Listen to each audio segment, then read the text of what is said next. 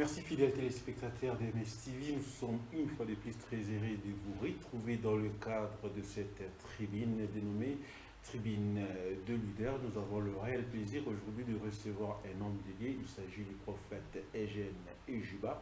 Avec lui, nous allons développer un thème aussi très intéressant.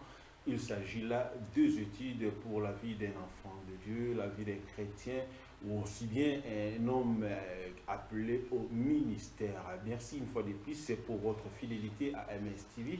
Je vous rappelle qu'il faut vous abonner et faire abonner aussi d'autres personnes, n'est-ce pas, pour croître sur le plan de leadership. Alors, avant que nous puissions développer sur un thème avec l'homme de Dieu, nous lui donnons l'occasion de pouvoir saluer tous nos téléspectateurs. Oui, bonjour peuple de Dieu. Ça dépend de l'heure à laquelle vous nous suivez. Je suis le prophète Eugène Ejiba et aujourd'hui nous sommes là avec le journaliste Papa Médard pour parler sur les études et la vie d'un enfant de Dieu. Merci beaucoup, prophète. Nous voulons dans l'entrée avoir une nette idée sur l'importance des études dans la vie d'un enfant de Dieu qui est plein d'onction, qui est animé par l'Esprit de Dieu, qui a des ouvertures, quelqu'un que Dieu est en train de conduire. Est-il important que cet homme-là puisse aussi aller faire des études? Oui, je pense que c'est comme nous l'avions dit l'autre fois, que les études sont très importantes pour la vie d'un chrétien, dans la vie d'un enfant de Dieu. Pourquoi? Vous savez, d'abord, une chose, je peux le dire, un chrétien peut être né dans sa naissance naturelle, Exactement. une naissance physique. Le chrétien peut être là avec ses talents, il a tout ce qu'il a, mais tandis que vous allez voir avec les talents, par exemple, pour un chrétien qui sait très bien parler, vous allez voir un enfant qui a 5 ans, 6 ans, sans avoir fait de grandes études, il a encore 6 ans, mais quand l'enfant te parle, tu dis que ça, cet enfant a l'aspect ou bien sa façon de parler, c'est comme un grand. Et donc, dans l'enfant, vous pouvez dire qu'il a un peu un don du journalisme et tout ça. Mais si vous laissez cet enfant grandir comme ça, et puis il suit même des affermissements à l'église, et puis né de nouveau, il est baptisé, et il reste comme ça sans étudier, vous allez voir l'enfant qui a ces talents-là. Et celui qui n'avait pas tellement ces talents, mais a suivi des cours sur le journalisme, vous allez voir qu'il y aura une différence. L'enfant sera limité quelque part. Donc, ce qui veut dire, l'importance des études, ça fait quoi? Ça vient aiguiser les talents qui se trouvent dans la vie d'un enfant de Dieu. Voilà. Merci beaucoup, prophète. Il y a aussi une question importante aujourd'hui, quelqu'un à qui Dieu a donné la possibilité d'émerger dans la vie, mais malheureusement cet homme n'a pas eu l'occasion de pouvoir, n'est-ce pas, étudier. Est-ce que cet homme aura-t-il des facilités de pouvoir bien conduire les opportunités ou les affaires que Dieu lui aurait peut-être confiées à travers ce que le Quinois appellerait peut-être chance et le copamba? Dans ça, j'aimerais nous dire que une personne peut être là, il a son talent, il a tout ce que Dieu lui a donné, et lorsqu'il le met dans les études, lorsqu'il apprend quelque chose, ça va l'emmener au-delà. Mais tandis que quand on regarde, on dit que voilà, comme quelqu'un qui est là, pour réussir, tu dois nécessairement étudier, ça je ne pense pas. Parce que, vous savez, avec Dieu, on ne peut pas limiter Dieu. Certes, la Bible n'est pas contre les études, mais nous ne devons pas dire aux gens que non, si tu n'étudies jamais, tu ne vas jamais réussir. Parce qu'il y a certaines personnes aujourd'hui, il y a plusieurs personnes que je connais, que bon, aujourd'hui j'étais quand même le nom, qui n'ont pas fait des études approfondies à l'université qu'on sort, mais aujourd'hui ce sont des multimillionnaires. Mais il ne faut pas oublier, la personne, sans faire des études, il peut réussir. Mais pour que la personne garde le standing dans cette réussite, il doit s'être entouré des gens qui ont étudié. Je vais nous donner un exemple. Il y a une personne, un Américain, qui n'a pas fait des études approfondies à l'université, mais il est énormément riche. Vous allez voir, son avocat, c'est une personne qui a étudié, il a fait le droit. Son docteur, c'est une personne qui a étudié, il a fait la médecine. Son conseiller financier, c'est une personne qui a étudié, qui a fait les finances. Alors, vous allez vous retrouver ici. Lorsque la personne réussit et qu'il s'entoure à des hommes très intelligents qui ont fait des études approfondies, vous allez voir, la personne aura aussi besoin de faire quand même des formations pour bien contrôler ces gens. Oui. Parce qu'une personne qui a réussi sa vie, mais s'entoure des gens qui ont très bien étudié, Oui. il peut très bien se faire avoir par ces gens et à fin de compte échouer. Donc ce qui veut dire un chrétien peut réussir sa vie sans étudier, mais il ne faut pas oublier, pour garder les standards, tu dois t'entourer de ces gens qui ont étudié. Et toi-même aussi, tu dois apprendre quelque chose pour ne pas tomber, pour ne pas se faire sombrer par les gens qui t'entourent.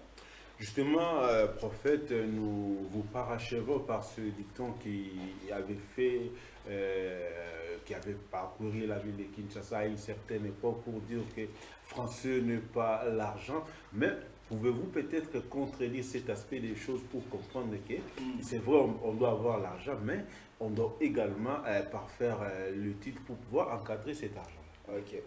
Merci beaucoup, mais il y a une autre préoccupation que nous voulons peut-être que vous puissiez nous donner des explications. S'il y a des créneaux où il y a des filières ou des études qu'un enfant de Dieu ne peut pas suivre. Vous savez, vous êtes dans la vie courante, ici à Kinshasa et partout ailleurs, vous savez qu'il y a des domaines qui sont aujourd'hui teintés de noir. Pensez-vous qu'aujourd'hui, les enfants de Dieu que nous sommes, nous devons peut-être sélectionner des filières ou des études que nous devons mener, ou toutes les études sont donc ouvertes à tous les enfants de Dieu, également à tout le monde. Vous savez, il y a une chose que je peux dire. Il y a dans une phrase que vous venez de dire là, Oui. en disant français n'est pas l'argent. Voilà. Donc ça, j'aimerais d'abord épingler quelque chose. Quand quelqu'un dit français n'est pas l'argent, Oui. bon, on peut le comprendre, mais à un moment, ça peut être un complexe. Mais aussi, il ne faut pas oublier que oui, les gens ont aussi raison quand ils disent français n'est pas l'argent, parce oui. qu'il y a plusieurs langues au monde d'aujourd'hui. Il y a les Chinois qui ne parlent jamais français, mais qui Oui. sont riches. Oui. Il y a des anglophones qui ne parlent jamais français, mais qui ont réussi leur vie. Alors, la personne qui dit français n'est pas l'argent, si je peux le comprendre, cela veut dire que la personne veut simplement nous dire que je n'ai pas besoin de m'exprimer dans une langue intellectuelle, mais je n'ai pas besoin de m'exprimer dans une langue étrangère, Oui. entre guillemets, des gens intelligents, pour réussir ma vie, Ouais. ou bien pour montrer que j'ai de l'argent. En fait, une personne intelligente, parce que je pense que quand quelqu'un dit français n'est pas l'argent, il peut Oui. juste dire que non, je peux Là, parler il n'importe faisait langue. allusion aux études. Aux études, pour, oui. ouais. Voilà. Il faisait allusion aux études et tout ça. Oui, c'est ce Voilà. que je veux dire que une personne qui dit ça, Oui. en d'autres termes, la personne veut simplement nous expliquer que là, je vais être d'accord avec l'auteur de ces livres, la personne qui a parlé sur les 7 types d'intelligence, Oui. Howard Gardner. Il a dit que l'intelligence, c'est le fait d'avoir la capacité de répondre à une question. Voilà. Donc, ce qui veut dire, même si tu parles que Swahili, et tu arrives à répondre à une question, la question peut être dans n'importe quel aspect Oui. de la vie, cela veut dire d'une manière ou d'une autre, tu es intelligent.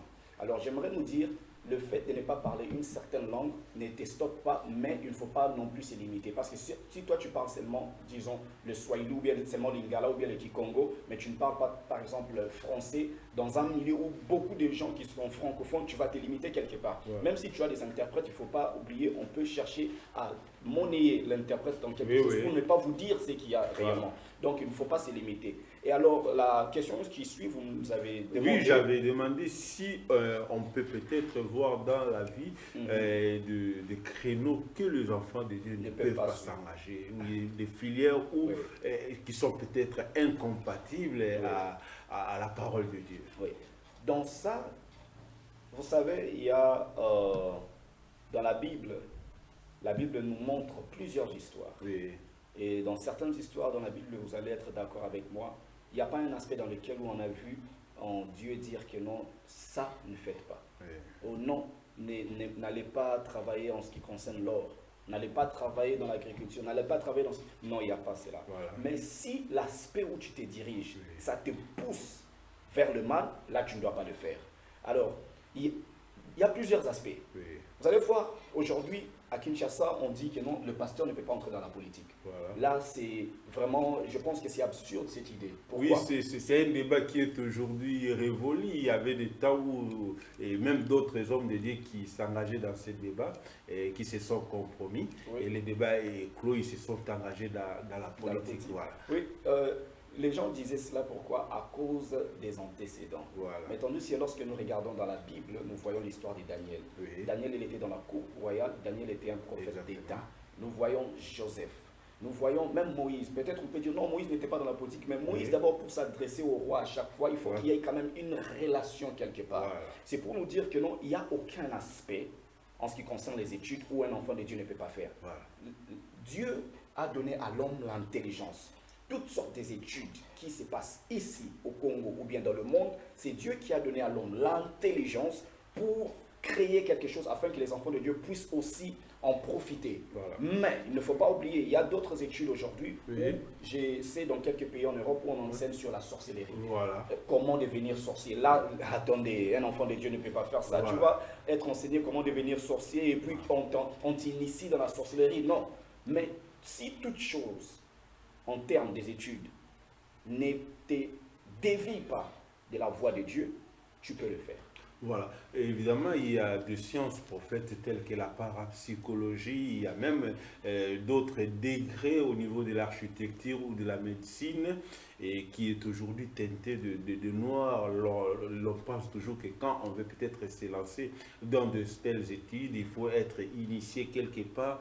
Comment pouvez-vous redresser un peu cet aspect des choses qui ne cessent d'être gravées dans la pensée, surtout des Congolais? Il y a un homme dans la Bible, dans lequel Dieu avait dit à Moïse de prier pour lui, et il y aura une onction spéciale qui va descendre sur lui sur l'architecture, si je me trompe pas. Vous allez comprendre avec ça, si dans certaines études, il y a de l'occultisme approfondi, cela veut dire d'une manière ou d'une autre, il y a aussi de l'authenticité dans la parole de Dieu, avec l'onction du Saint-Esprit qui peut aussi aider une personne d'aller dans le même aspect, plus loin. Parce que vous savez, l'occultisme et les choses qui a trait avec les choses du diable, ce sont des choses que je peux dire, c'est la piraterie. Voilà. Alors, il ne peut pas y avoir de piraterie sans qu'il y ait l'original. Donc, s'il y a beaucoup de personnes qui évoluent dans l'architecture, ils disent que non, dans certaines dimensions, on doit toucher à ceci et cela. Cela veut dire... Pour réaliser une œuvre extraordinaire, il faut toujours avoir versé dans l'occultisme, dans la magie et tout ça. Voilà. Si les gens, pour aller dans de telles dimensions, faire des choses qui vont étonner le monde, ils doivent aller dans ça, cela veut dire qu'il y a le meilleur. Parce qu'avec notre Dieu, c'est toujours le meilleur. Avec Dieu, cela veut dire que si quelqu'un se plonge réellement dans la présence de Dieu, si quelqu'un se met dans la lecture des Saintes Écritures, la personne prie régulièrement, il demande l'onction du Saint-Esprit. Dans cet aspect-là, vous allez voir, la personne va faire plus. Voyons Daniel. Daniel, il y avait les occultistes, les magiciens et les astrologues qui étaient là. Si le roi demande d'abord aux magiciens et aux occultistes d'interpréter et de lui donner le rêve qu'il a fait, cela veut dire, auparavant, ils ont pu le faire déjà. Mais comme Daniel était là, l'homme qui avait l'esprit supérieur, comme il avait Dieu, cela a fait à ce que ça puisse bloquer l'atmosphère de tout ce qui était tout autour.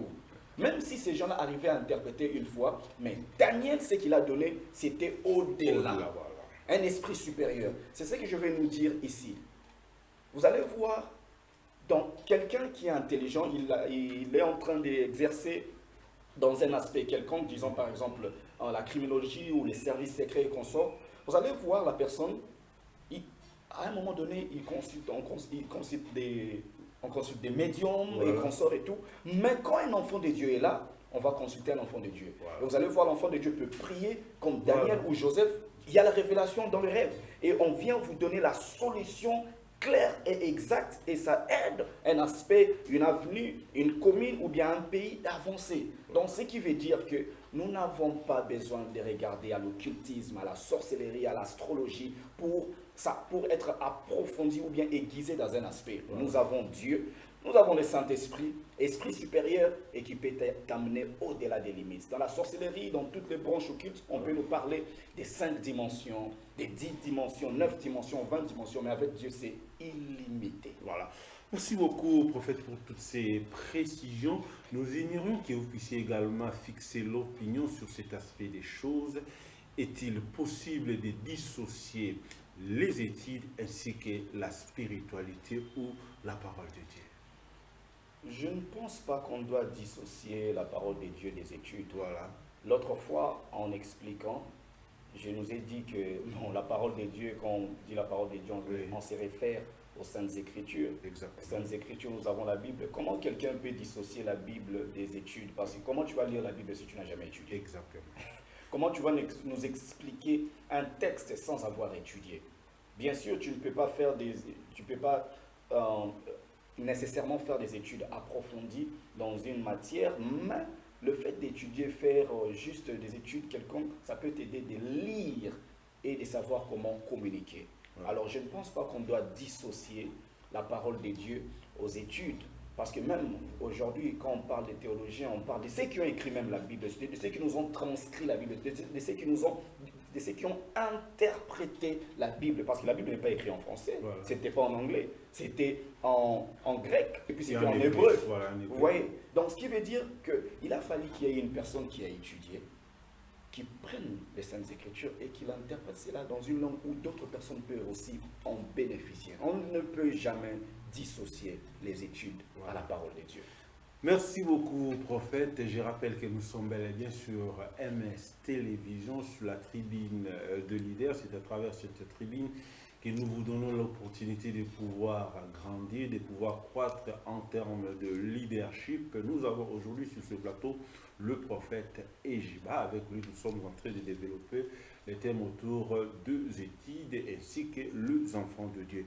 Homme de Dieu, nous voulons un peu, peut-être avoir également une nette précision sur la personne idéale. Est-elle celle qui a étudié ou celle qui est animée par l'Esprit de Dieu ou les deux ensemble?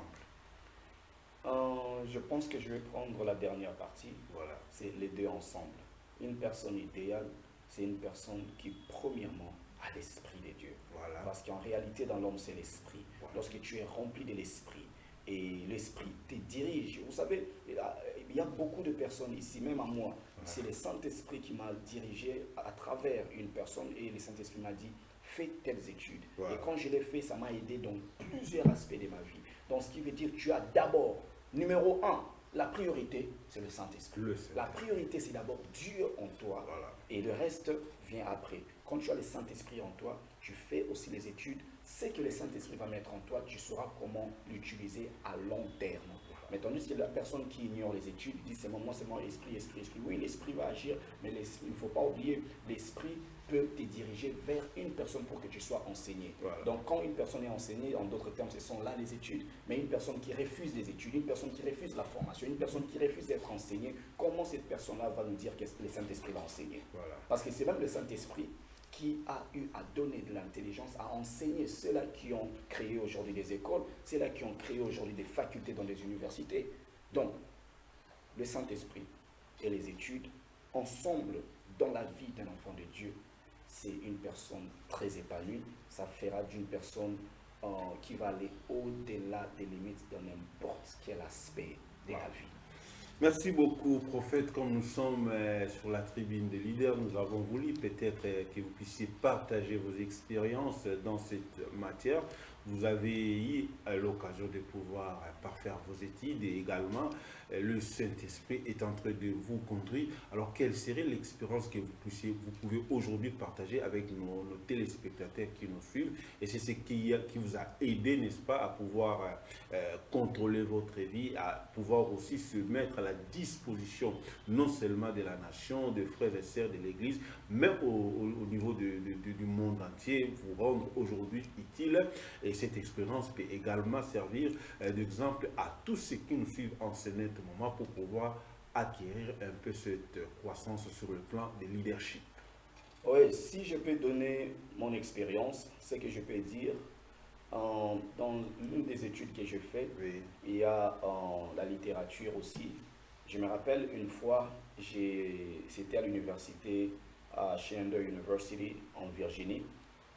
Le Saint-Esprit m'avait mis à cœur d'aller apprendre aussi la littérature française.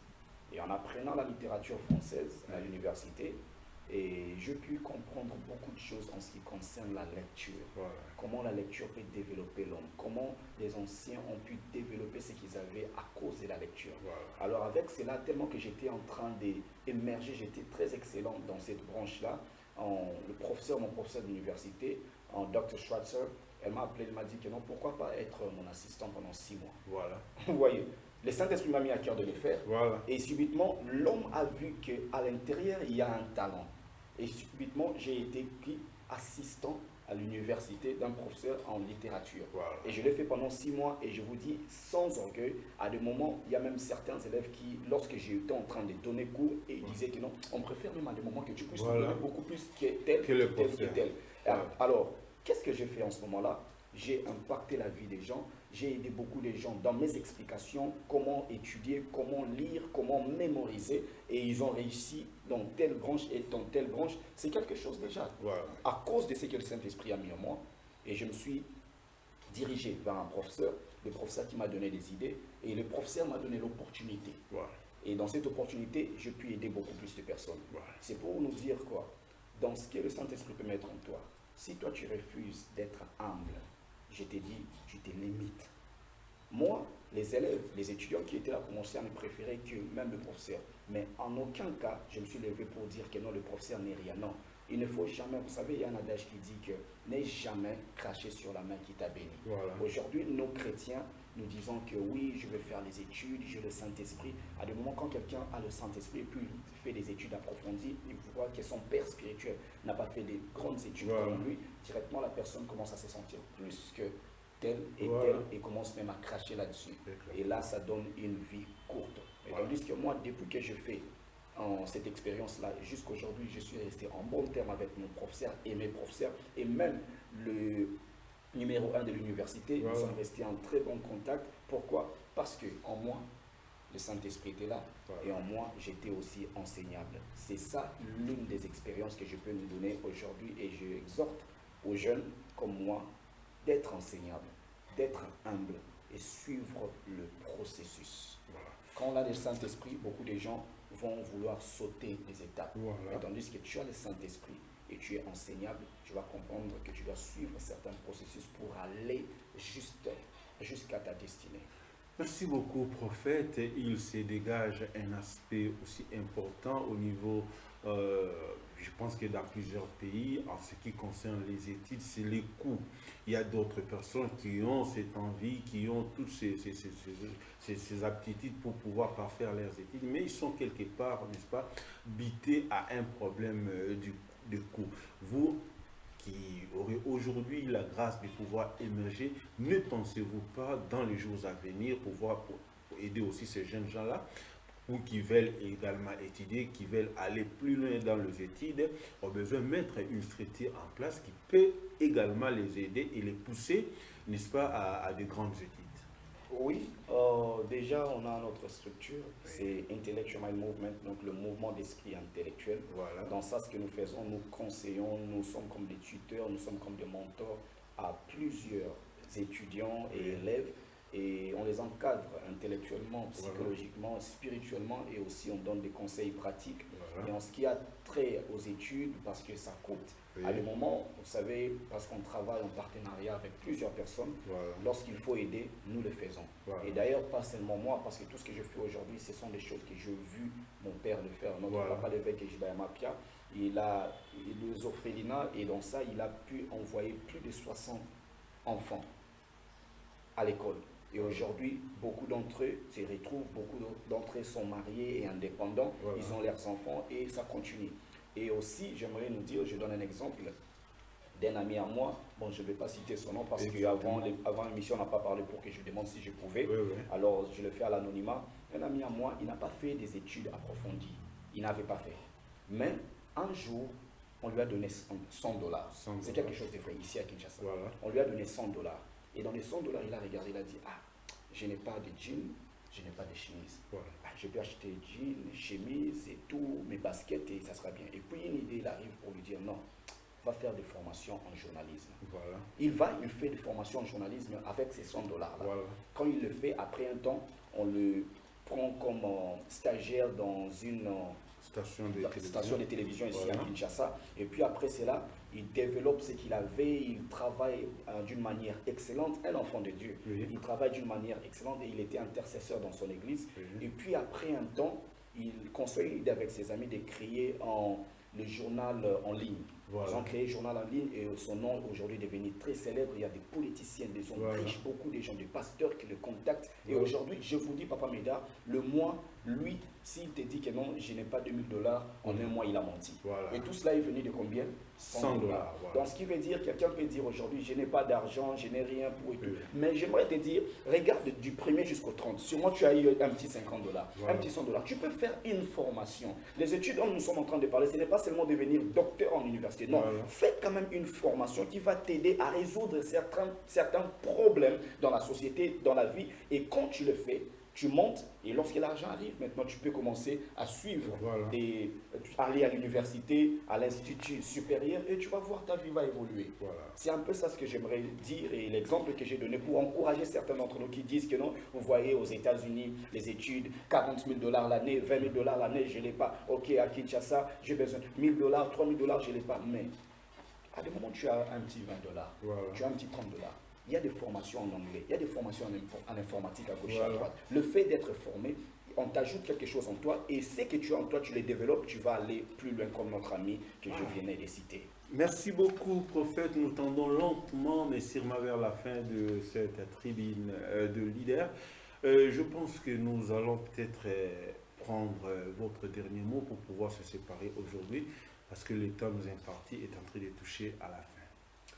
Mon dernier mot serait de dire à chacun d'entre nous, tu as le Saint-Esprit, Voilà. tu es né de nouveau, tu pries, tu parles en langue, tu prophétises, et il y a des miracles à travers ton ministère, à travers ta vie. Ne t'arrête pas là.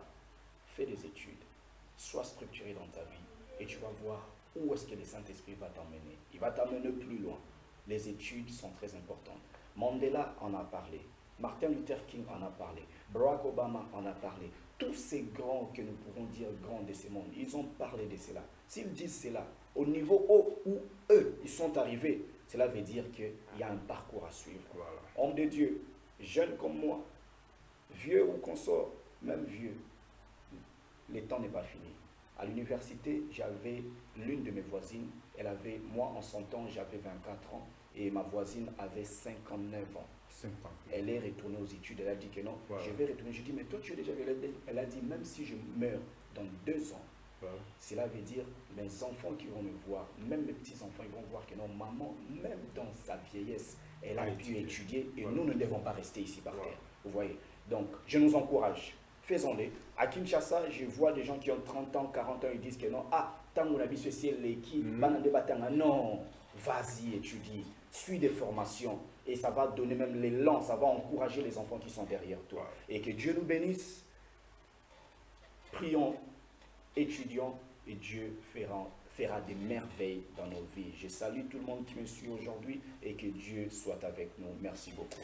Merci beaucoup, prophète Eugène Ejiba. Merci à tous les fidèles téléspectateurs de MS Télévision. C'était pour nous un réel plaisir de vous tenir compagnie dans le cadre de cette tribune de leaders. Je rappelle une fois de plus que nous avions réussi sur ce plateau le prophète Eugène Ejiba, avec qui nous avons parlé de études pour tout le monde et pour tout le temps et tout âge également. Vous avez été édifiés, ça vous a permis de pouvoir, n'est-ce pas, recueillir quelque chose qui pourra vous aider dans l'avenir. J'ai parlé toutefois saluer l'homme qui nous a permis de vous atteindre à travers ce média. Il s'agit du Bishop Ejiba Yamapia et toute sa famille, et son épouse et ses enfants. Je les salue, mais je rappelle à tous ceux qui nous suivent en ce net moment de pouvoir s'abonner et faire abonner tant d'autres personnes sur MS TV, car vous n'allez rater aucun instant qui vous permettra de croître sur le plan de leadership. Ça n'est complètement fini et nous vous promettons de vous retrouver très prochainement sur la même fréquence. Mais d'ici là, portez-vous bien. Merci Bishop. Merci beaucoup. Merci prophète. Merci.